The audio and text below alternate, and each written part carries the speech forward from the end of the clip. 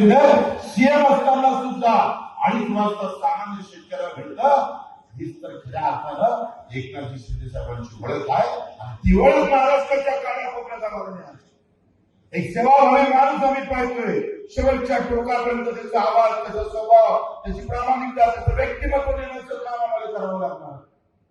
मित्रांनो, आम्ही सत्यकाळ म्हणून सुस्त नको राहू, मस्त बसू नका.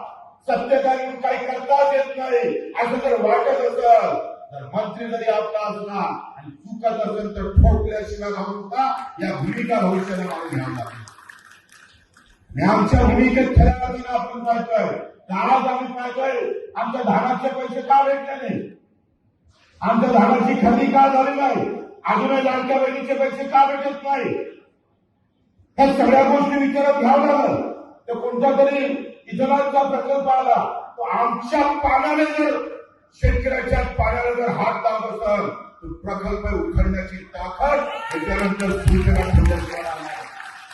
ज्या पद्धतीनं छत्रपती शिवाजी स्वराज्याचे निर्माण केलं, कालच स्वराज्य शक्ती झाला. छत्रपतीचं एक वाक्य फार महत्वाचं आहे आणि ते डोक्यात ठेवा. केवळ नाव आणि घोषणा करून चालणार नाही.